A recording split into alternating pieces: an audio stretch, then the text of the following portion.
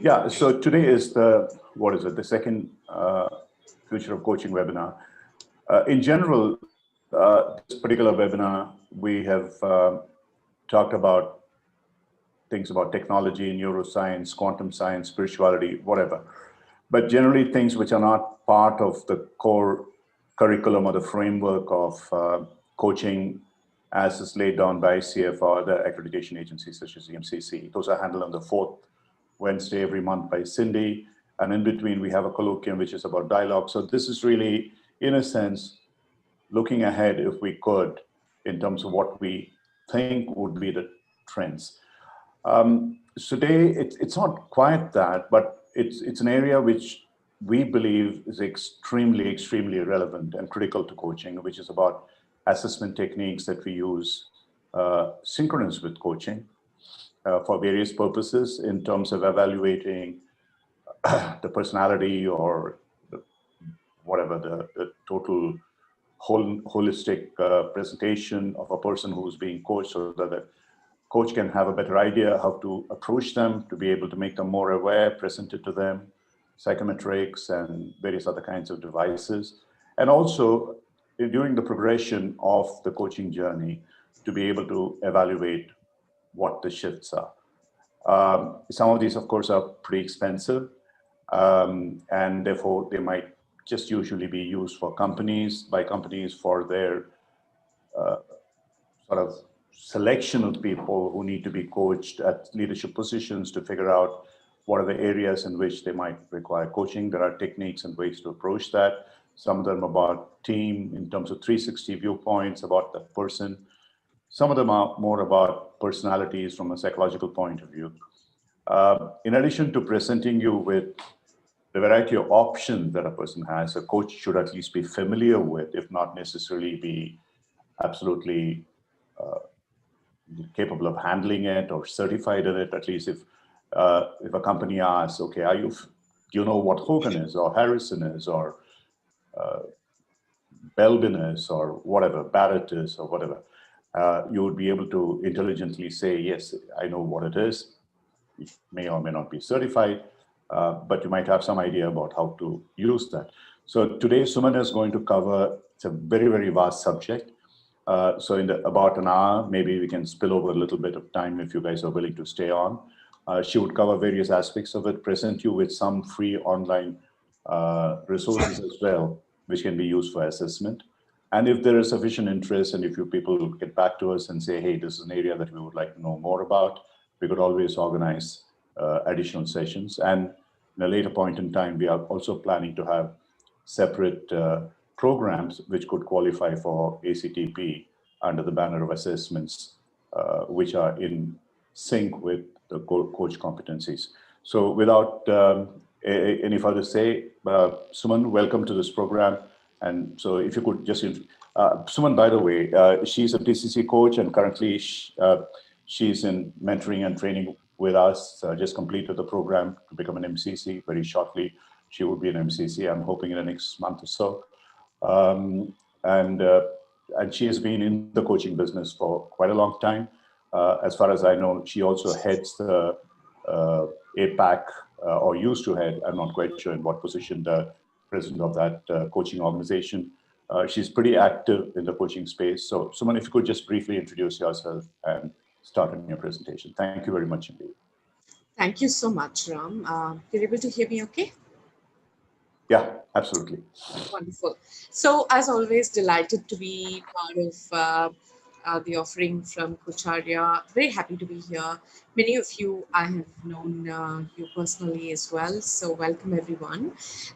This is a very exciting subject for me, because this is one of my biggest tools that I ensure that I use in all my work. So introduction, Ram has said most of who I am. I live in Mumbai, and I have spent close to 30 years working with people, human resources, being an entrepreneur and coach and consultant and leadership educator, all of that. Um, I also did my PhD, and I need to mention here, for my PhD, I used two psychometric tools. So That's how much I relate to psychometrics. And I will try and share with you my understanding on some of these tools. And some of these assessments tools I personally use quite a bit, and some of them I'm aware of. So I'm bringing everything here. And whatever questions you would have, please feel free to put it up in the chat box. And as and when, in the process of sharing with you the ideas, I will respond to some of them. So let's quickly look at what are psychometric tools. They are assessments, they are tests which essentially helps us to evaluate.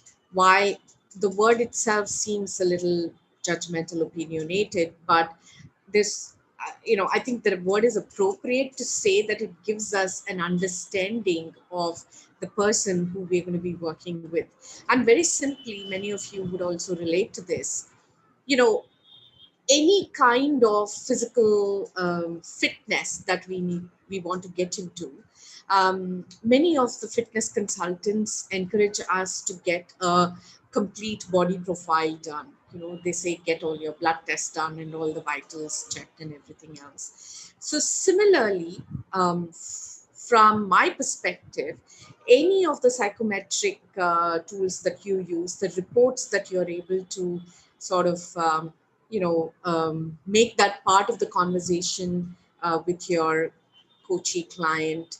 um, the acceptance of the conversation becomes that much easier for the coachee, because remember, the reports are generated based on their assessment of themselves. It's not that somebody else is telling them who they are, but it's sort of them taking a peek into who they are through these reports. So it can be very, very powerful resources that we could use in the conversation. And they use, many of them are familiar with many of these tools if you're especially working with the corporates and various other organizations. And these tests usually also include personality profiles. There could be reasoning tests. There could be questionnaires that others would have built, or you can build questionnaires depending on what you wish to understand about your coachee, etc. So this is like almost entering into understanding the psychometric test. And a good test, when you have to pick up a good test, um, three things I would encourage you to do. Look at the standardization.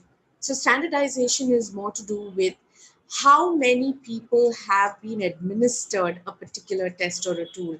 All the well-known tests today are, really been administered to many thousands of people. So, if you're picking up any of the well-known ones like the Hogan or the MBTI, etc., you don't have to really be very worried about the standardization, reliability, and validity. But if there's anything else, sometimes I particularly remember there is one tool which I will be talking about in a little while, which is also sort of developed further by our own Dr. Uday Parikh when he was still amongst us. And that test is called locus of control. So some of my clients, when I use locus of control, they ask me, so is this an established test? Do you have the reliability, validity, etc.? So what exists there is what he had done in terms of the research. So it is still possible for you to check these measures. This will build credibility to the psychometric test that you are using. Okay.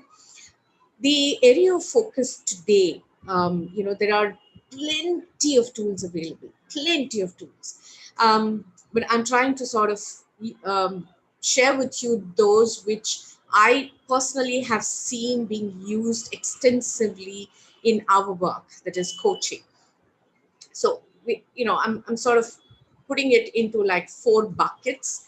And so first one, we'll talk a little bit about personality assessment tools. And MBTI has been around for a very, very long time. Enneagram, of course, has been there for long. Locus of control, I just mentioned to you. And then we'll go to the other focus areas as well. So just one mention here is We're talking about personality and behavior. The way these tools essentially provide inputs is, when you look at personality, it is a lot deeper. It's about the preferences, it's about the choices that we make. And when you look at the behavioral assessment tools, it essentially talks about the manifestation of our personality. So between these two, also as what I have understood and worked with, the behavioral assessment tools is easy for us to say pre and post. So if you're running a 6 months or a 9 months coaching intervention, you could do a FIRO B pre and post, because any of the behavioral assessment tools, it's also easy to see the shifts because it's behavioral, it is external. Whereas when it comes to personality assessment tools, especially something like an MBTI and Enneagram, it's a lot more deeper. So it might not necessarily help to repeat an MBTI or Enneagram, because your personality does not necessarily change so much as the behavior does. So I just thought I'll leave that thought with you. Let's start off with the Myers-Briggs type indicator. And what I've done is I'm just going to very, very briefly and quickly share with you two or three things. One is, what is the construct of that particular tool, and also, maybe wherever possible, an example of how it can be used.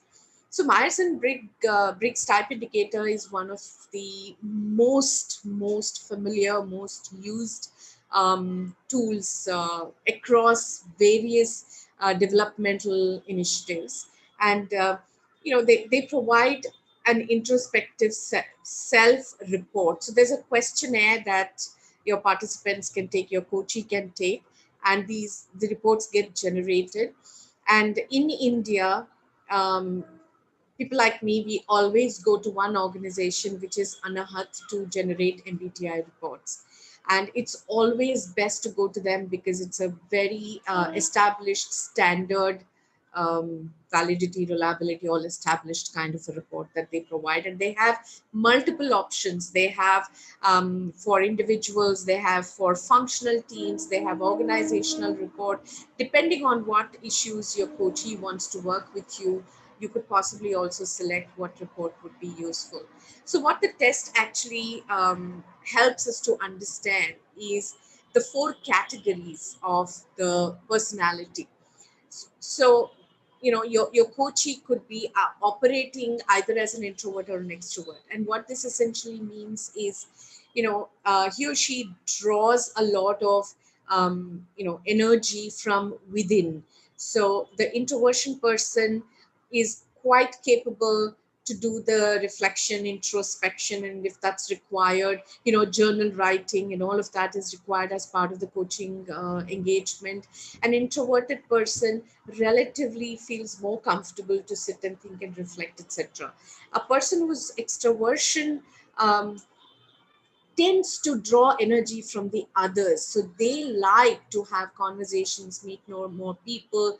So if in the coaching conversation, if suppose there's an opportunity for them to go and talk to 5 people and ask those 5 people some feedback about themselves, the extroversion people will be like gung-ho to do something like that. So these are also useful for us as coaches to understand what kind of developmental opportunities we can create during the coaching conversations. There could be some who are the sensing type and some the intuition type. One of the things about the MBTI is these words are not necessarily the dictionary meaning words. So the way it is defined here is a little different. So I invite you to please look at it differently. The people who are the sensing type are very comfortable with a lot of data. They have very good eye for detail. If you want them to read a book, they will be very comfortable to read a book. And if just like in 2 weeks, they can read a book and come back to you, because they have a flair for assimilating a lot of data. The intuition people are the big picture people. If you ask them to read a book, it it may not be their what do I say, preference to read a book. So the intuition people are the ones who would like to watch like a TED talk or watch a video to understand something about themselves or a concept or whatever else. So as a coach, if you understand this, once again, you can place their development accordingly. um, this is also very useful if you're working with leaders, if you're coaching business leaders in any organization. There could be someone who comes to you with a matter to discuss, which will be around, I'm expected to look at the big picture in the organization, and that's the area I want to be coached on. And if you have an MBTI report, it will tell you if they're sensing type, then the direction that the conversation need to take will be a little different. So that's the sensing and intuition. And there could be some who are thinking type or the feeling type. The thinking type person is very objective, to the point, straightforward, will call a spade a spade. So you will have a coachee sometimes who will tell you directly, today's conversation was not as good as the last conversation or something like that. They are very open, and they also are very they're very comfortable to share their stories, which could have very deep meaning for them. So that's the thinking type, because they look at the objective and accordingly they will share. The feeling type people are a little more sensitive, and they tend to sort of be concerned about, can I say this, how will this come across, what will people think about me, etc. So the thinking and feeling again has an impact on the way the person will associate themselves with the learning, etc. Then we have the judging and the perceiving type. The judging type person is very planned. They are the ones who can actually look at a vision and work towards a vision, and they can create your midterm plan, long-term plan, etc. The perceiving types are in the moment kind of people. So if suppose you're working on you're using a grow model in coaching, and you want to talk about the goal, and if you ask them, so what is it in 5 years that you expect that to happen with yourself, the judging people, you will notice, are better equipped to respond to that question than the perceiving people. So for coaches, this gives you an indicator about, what is it that the person is really looking for. So obviously, at this point of time, I also want to mention, as coaches, we cannot impose any tools to anybody. We cannot say to them, you should do MBTI or you should do any other tool. um, but it's always good. So one of my practices is I give them like a battery of information about battery of tools, and I say, sometimes I even take a session on what are each of these tools help us to understand, and they choose which tool that they want to work with. They meaning the coachee as well as the sponsor from the organization. Okay? So MBTI provides us almost 16 different types of information about individuals, and the more you dig deeper, the more you will understand this particular tool. This is a paid tool, and I think today. I think this year they've revised the fees again. And also you need a certification to be able to get the report. This is about MBTI. Suman, Yeah. may I just stop you for a minute? Yeah. There's a question Abigail had asked when you talked about control tests. Are you recommending them, or are you not recommending them? Because it wasn't clear to her when you spoke about Locus of validity. control. Yeah, correct. Yeah, I recommend because we have information about the standardization, reliability, and validity, because Dr. Uday Parikh has researched a lot, but it is not like an international tool like an MBTI where many people across the world use it. So that difference is there, but your conviction to use a tool is very, very necessary. Yeah. So I do recommend locus of control. Okay, and MBTI, yeah, of course, MBTI is offered by many people who are the licensees and so on. But basically, I just would like to point out, MBTI is just a derivative of Jungian personality theory, whatever. And pretty much derived from there. And there are quite a lot of online tests, which I would personally think are just about as accurate in terms of the purpose for which you would like to use it. But one has to be extremely careful about how one interprets. There are many companies who go about making people wear the 4 letters as some kind of badge of honor, which is the most stupid thing that you can do, because there is no good or bad profile. Each one has its own positives, each one has its own negatives. So many of these things, it's not so much about the tests and themselves, but in terms of the false belief systems that are woven around this, and saying, somebody asked me a question, what do you recommend as a coach profile? I've given my personal opinion that an NFP would be more a coach-like person, because the person is intuitive, the person is feeling, and the person is non-judgmental. But that doesn't necessarily mean that that's the only profile that will work. There could be multiple other factors which come into being. And also being somewhere in the center line of all this, I generally find in my experience works far better than anyone who is on the extreme of any of these patterns. Yeah, sorry, Suman. Is there anything else? Yeah. No, just one more point. I totally agree with what you're saying, Ram. And also I think as coaches, for us, whatever type we are, our journey is also to pick up the elements of the other type which is useful for us, right? I mean, for us, it's our presence essentially. So great point that we cannot bucket anybody in a particular type and say this is how the person is in any of the tools, because always please note, any of the tools, there is a plus or minus 2 variation that is always possible, so you just use it as an indicator. And someone had asked you a question, Ram, whether you recommend an assessment before the first session or something like that. I think Abhimanyu had asked. Yeah, no, Alexander, but I've Yeah. answered yes, which is what I Yes. do. Yes. But sometimes if they can't provide it in the first one, especially in executive coaching, it takes time. I would start with them and then try and get it. There's no point in waiting too long before you get an assessment, because if you are going to use assessment at all, it's very good that you start in the beginning. And assessment is not about what the coach understands of the client. It's about what the client understands about himself or herself by going through explanation of that assessment. That's really the part that many coaches miss. It is like, for example, a Hogan. It's almost like, to me, a horoscope when I read that. But I'm not going to pretend to be an astrologer or a crystal ball gazer to be able to tell the client this is what you are, which is stupid in terms of, which then links back to Abhimanyu said, yes, all profiles are okay. But the point is, a coach has to be not knowing, and the coach has to be far more emotionally intelligent.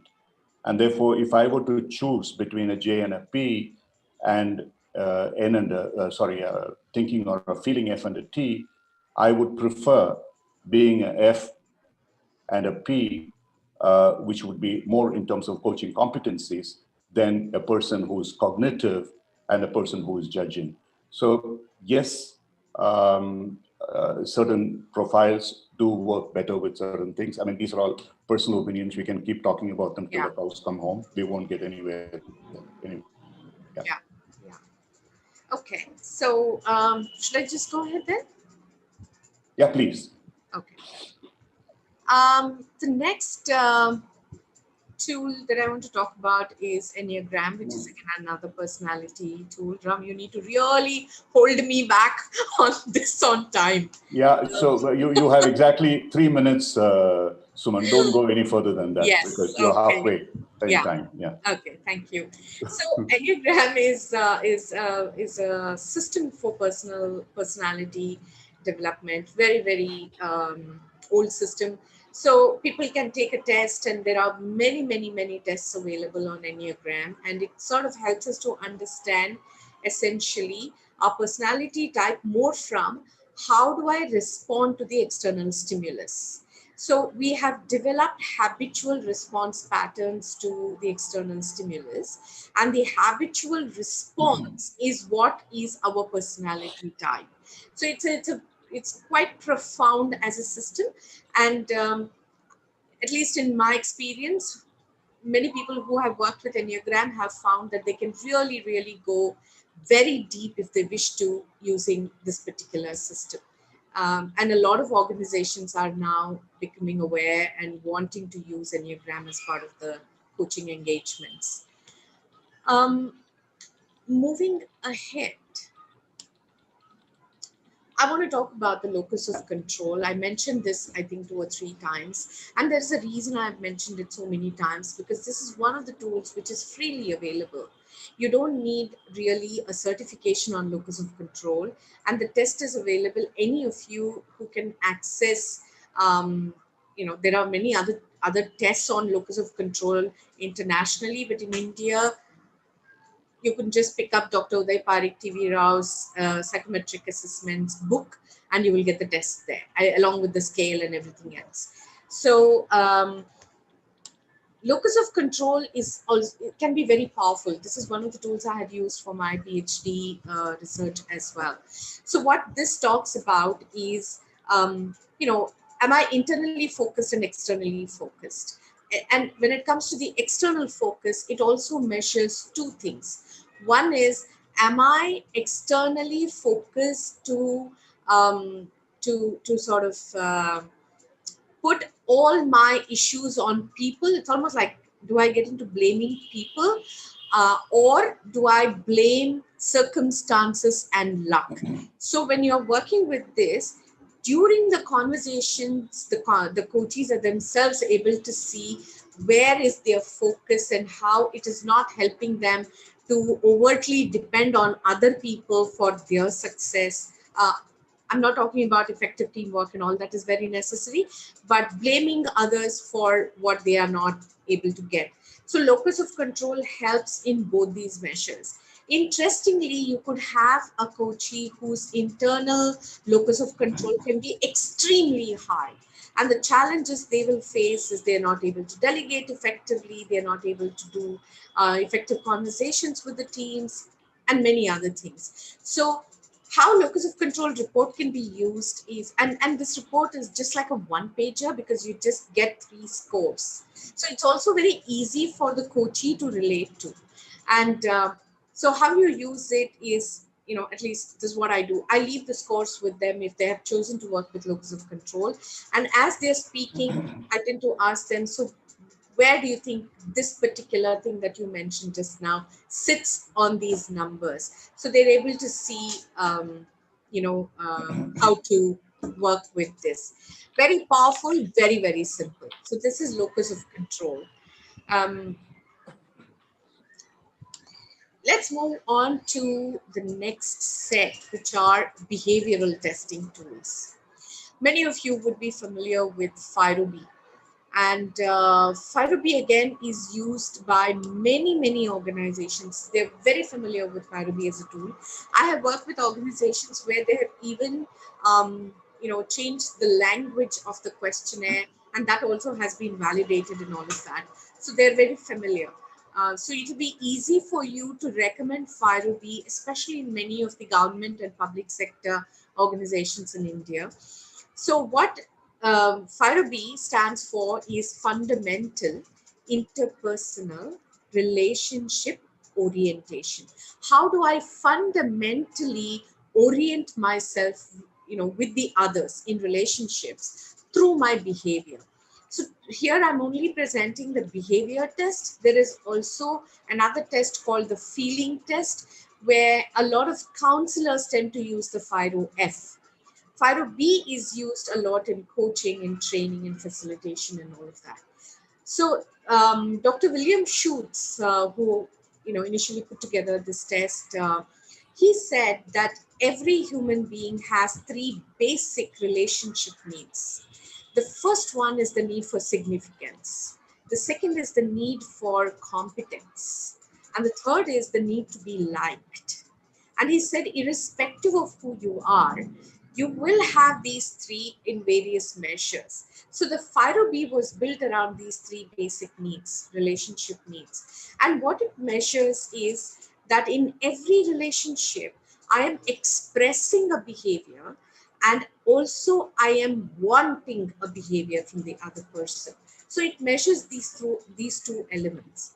And the 3 areas also that it measures is First one is inclusion, which is built on the importance, significance. So it measures, for example, if this is my report, it measures how much do I include people into what I do. So expressed inclusion will be how much do I show people that they're important to me? How much do I ensure that I am inviting and seeking their participation? All of that is inclusion. And it's also about my ability to build rapport with people. The expressed control is about how much do I take charge in any given situation? How assertive am I? How good am I in providing a direction to my team? All of that falls under expressed control. The expressed affection is how much do I show to others that I care? How much do I appreciate people? How much do I allow people into my space? All of that is my expressed behaviors. My wanted behaviors is the same thing. How much do I want to be included into others' activities? And how much control do I want on myself from others? And how much affection do I seek from others? And the scores that you get in each of these, cells or boxes actually sort of defines my need for relationships and how do I interact with people, etc. So FIRO-B works on just three basic principles. Even if you don't have a certification on FIRO-B, you can still use this tool. Anahat actually provides a certification on FIRO-B if anybody is interested. So just three principles. Principle number one, if I am in a supervisory role, I'm a manager, I'm holding any other designation, but in a leadership kind of a situation, my expressed scores has to be relatively higher than the wanted scores. It's just a principle. If it is not so, that's the opportunity for me to look at why am I not including people into my work, or why am I not taking control, etc. Okay? So first principle, express scores are relatively higher than the wanted scores. Principle number two, the scores range between 0 and 9. So if I have a 0, does not mean I'm not good at building relationships. It just means my orientation towards relationships is much lower than someone with a 6 or a 9 kind of a score. So that also indicates something, and a person can actually explore and find out, how is that showing up at work. And the third principle of FIRO-B is the difference between any two cells. If it is greater than 3, I am doing something more than appropriate and more than necessary.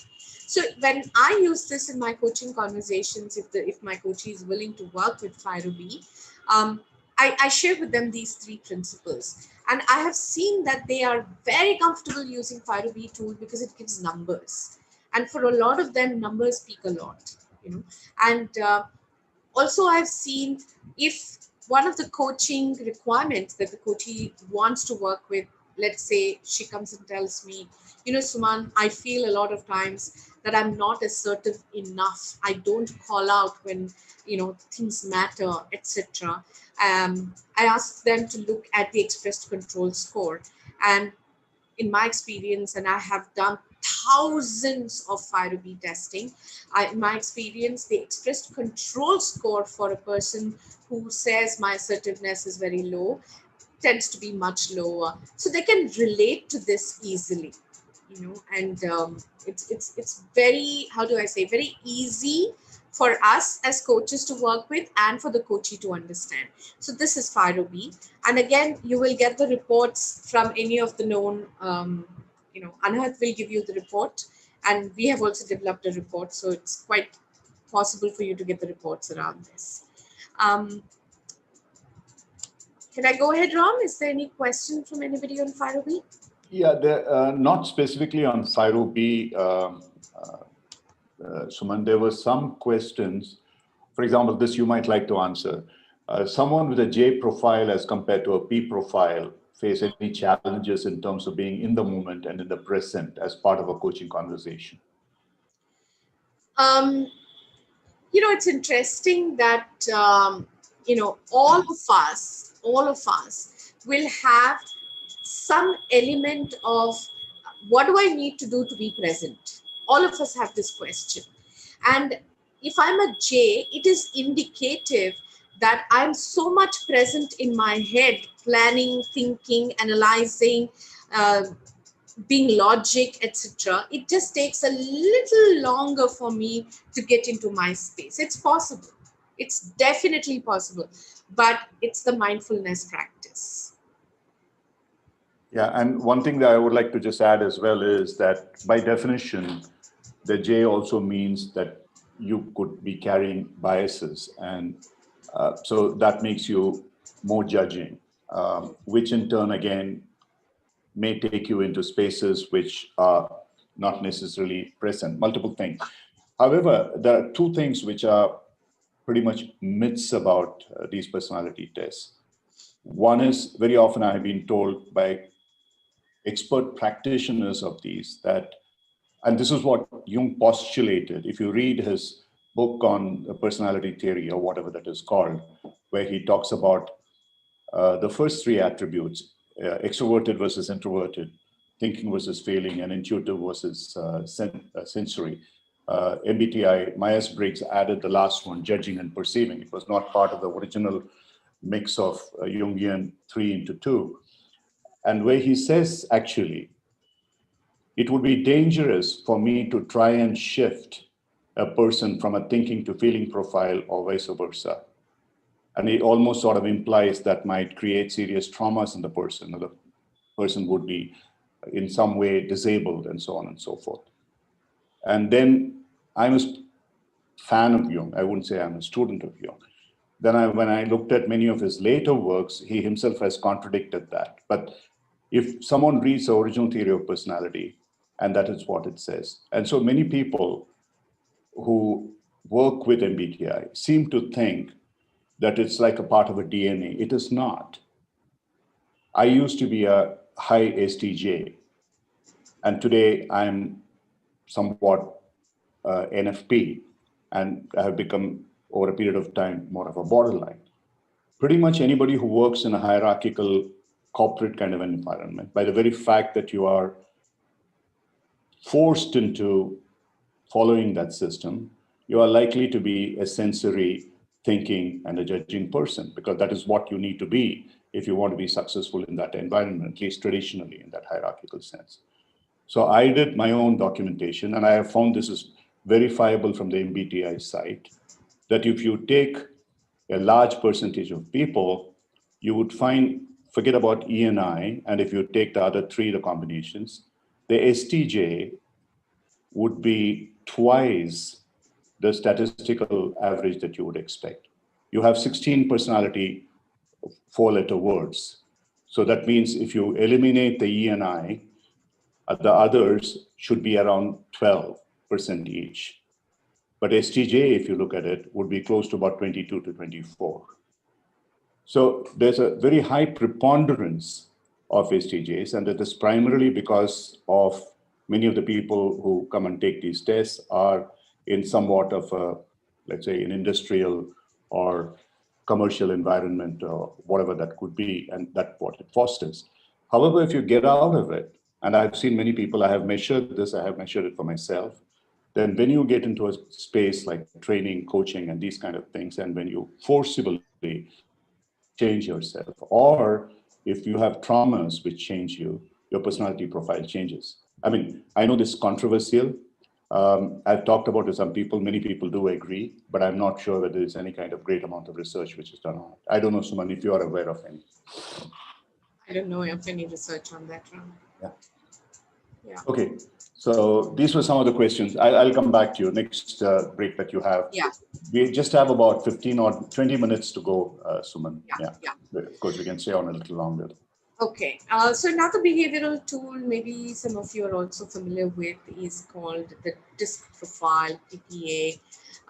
And there are many different versions that are available today in the market if you wish to use. It helps to get certified on this, but I've also known people being able to understand the report and use it if they're not certified.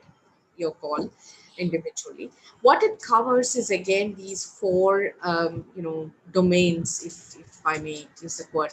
So it talks about my need for power, which is called dominance. So this again, if you could work with when it comes to assertiveness, being able to take charge of a given situation, how forceful I am in any given situation. So it's all about my power orientation. That's the dominance. And it also talks about compliance, which is about how important is it for me to adhere to any kind of policy, any kind of structures or systems, how process oriented I am, and so rule following essentially.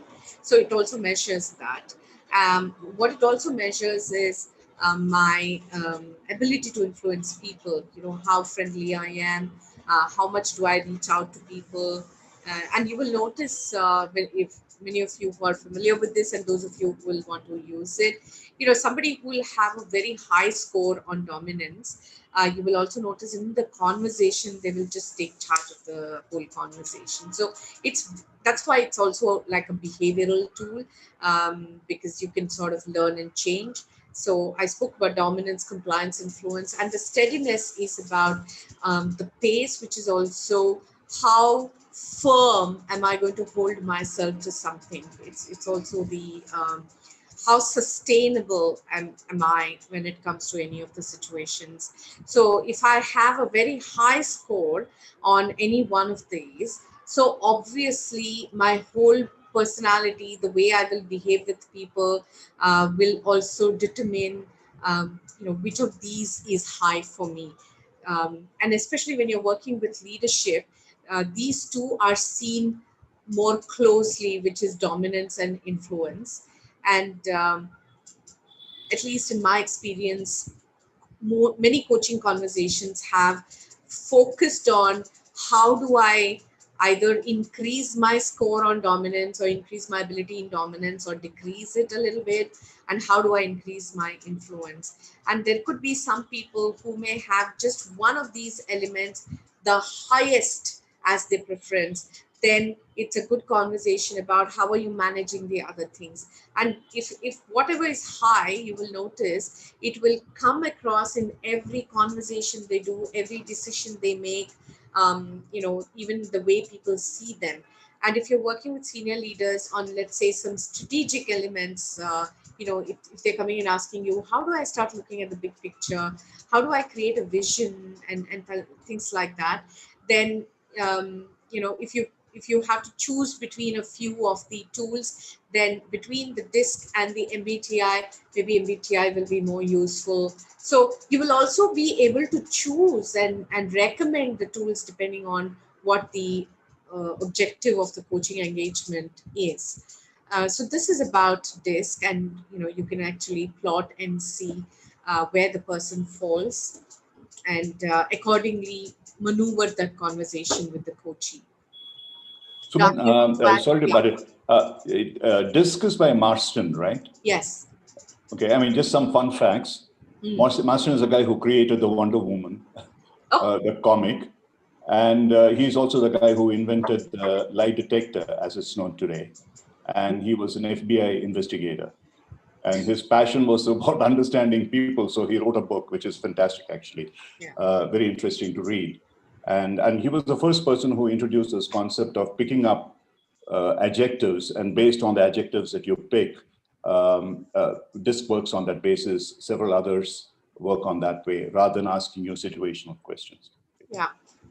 If anyone wants to use DISC, again, it's a paid report, so you will have to find out who actually offers these reports, and then you can buy. They also have individual profiles. They have team profiles. Many of these people who are into in this space of assessments, they are today able to offer multiple reports based on what you want from them. So if you're doing systemic coaching, one of Ram's favorite subjects, DISC also provides an organization-wide report as well. So this is about DISC. Social styles is another very simple, off the shelf, no certification required. You can, and there is no individual based reports that you get. There is just information about what these 4 styles are, and there is a very simple test that you can take, and you understand how do you. This is again a behavioral tool. So it says there are 4 different kinds of styles that we use. These are social styles, which is about how do we relate with people. So we could be the driving kind, who are extremely result oriented. We could be the analytical, who is constantly looking at what is to be right, and the amiable people who need to feel safe, and hence they are usually very laid back and docile, not really expressing what they want to say, etc. And then you have the expressive, of course, who ensure that they're saying the things which will get the approval from the others. Okay, so there are these 4 social styles, and this is again, like I said, it's a free test. Anybody who's interested, you could just let us know. I'll be happy to send you the test along with the report, and you can use it. You don't even need too much of analysis and too much of depth that you need to go to. It's a simple tool. Okay. I've also converted this into the other language, Hindi, for some of my clients, and it's beautiful. Um, so moving ahead, these are more like, the elements that we want to study at the core of our personality. So these also measure personality. Hogan is today one of the most used assessments when it comes to coaching and leadership development, etc. And they have a variety of reports that they can generate, and so I've just listed them here. What is also important here is many other tools talk about the individual and what their strengths and limitations are, etc. Hogan also have a report for the derailers. It sort of measures. The report that I have used had like 12 derailers, and you actually get a score on each of those, saying which one is your highest and what do you need to focus on. And in leadership, what happens is strengths is something many of us speak about, and somewhere associated we also speak about weaknesses, which I call limitations. But the derailers are mostly when I'm mindless about my strengths, I'm not using it appropriately, it can just become a derailer. So this is a very, very very good tool, very good report actually. So that's one report they have. And the MBPI is also, if you are getting to work with a leader for a long-term engagement and they're looking at deeper shifts, the motives, values, preferences inventory can be very, very useful, because you can just keep building on beliefs and values and so many things you could work with if you're using this report. There is also a report for leaders, which is for reasoning style. How do you make decisions? How do you analyze?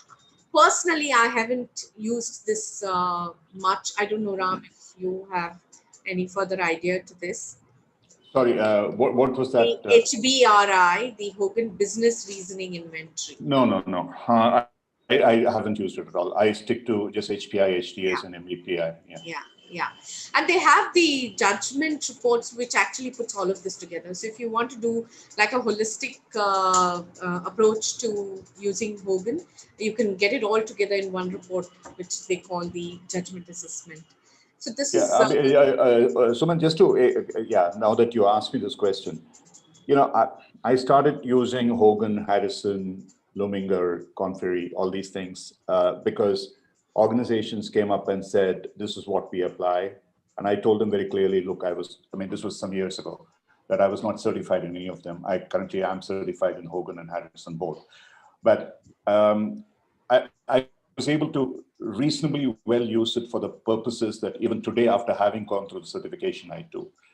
This is really where it's important to understand that these assessments are really really for the benefit of the client, for the client to agree. If at that point in time, the client turns around and says, this is not me, I as a coach would listen to the client more than the test, and then try and figure out what is it that happened.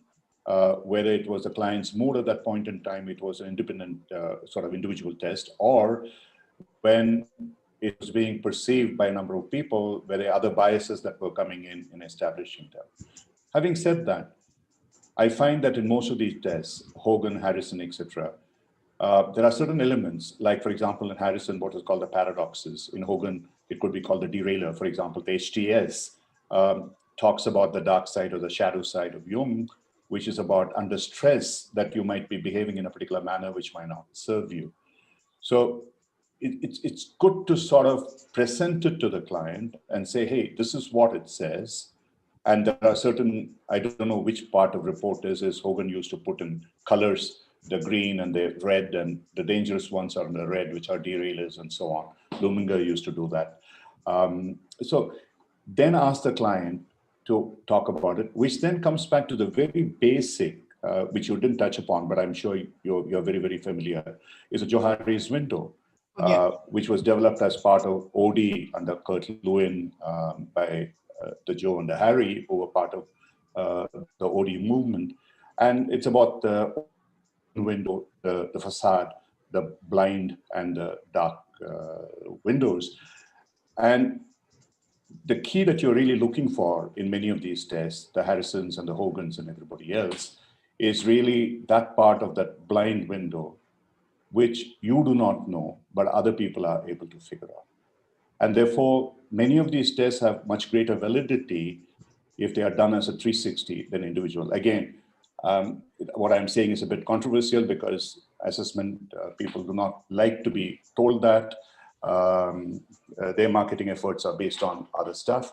But in my experience of literally thousands of people, I have found that I would much rather have a reasonable 360, which brings out that blind side of person by other people looking within and saying, hey, this is what you are, whether through an anonymous report or an individual conversation. And I do that work in team coaching using models like constellations and stuff like that. They are extraordinarily effective. And that's what these reports actually bring in. So I just leave it there. Thanks. Yeah. Wonderful. I can see in the chat box mention of some other tools as well. So there are plenty that we can use. We've just put together a few which seem to be used most often. But it'll be great to study and see which is appropriate. Ram, there was also another question about how do you select a tool. So I just want to say that we don't select the tool as coaches. Our job is to offer to them the possibility and also tell them what each of these tools offer, and most importantly, what's the price of each of these reports, and then the organization decides which tool they want to use.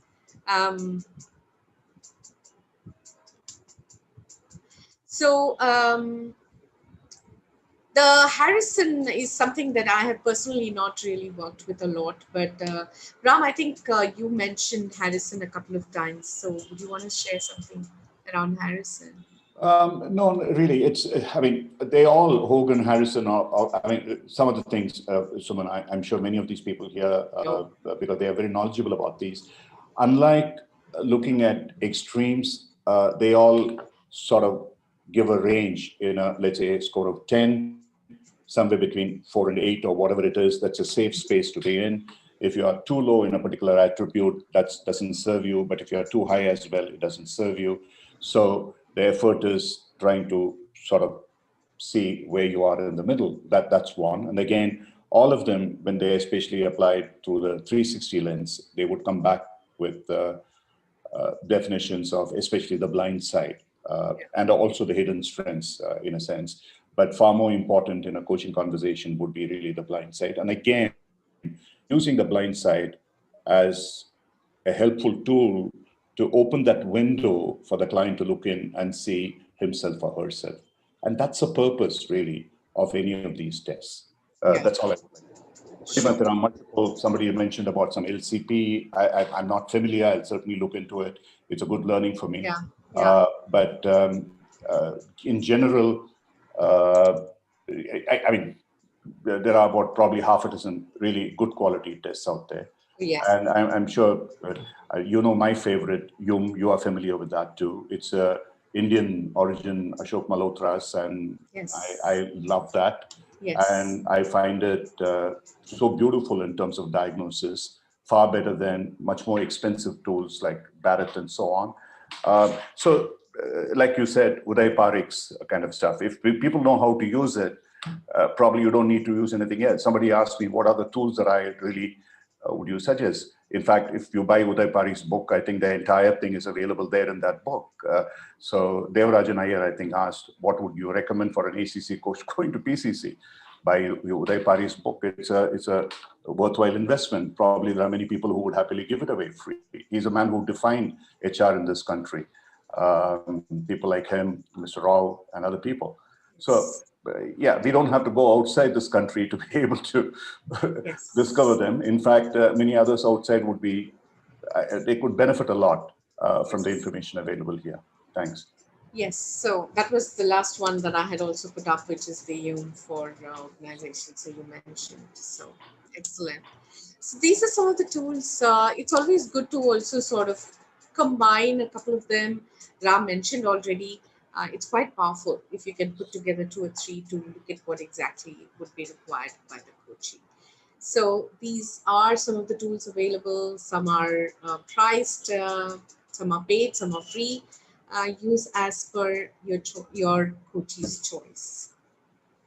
Yeah, Thank you. I'm laughing because Pat asked a question, do you have to be a psychometrist to be coaching around the DISC assessment? I don't even know what the heck a psychometrist means, but whatever it means. Pat, I mean, honestly, yes, if an organization, some of the organizations do demand that you need to be certified, but pretty much I would say before I got, never before, after I got certified, before I got certified, no organization ever asked me whether I was certified in a Hogan or Harrison or whatever it is. Ram, now what has happened is, I'm sorry, the situation has changed a little bit because there are many certified people available in the market. So 10 years ago, it was a little different. So maybe it just helps. Maybe it is. Maybe it does help. I don't know. From a marketing perspective, just like a coaching label also helps, it could possibly help. But from an understanding perspective, if you start using them, if you're seriously interested, you work with someone who knows. Most of it you can figure out for yourself. But yes, if you select 1 or 2 of these tools, my personal favorite, again, between Hogan and Harrison, I found pretty close similarities. Many organizations are going towards them. Somebody mentioned LCP, perhaps it is.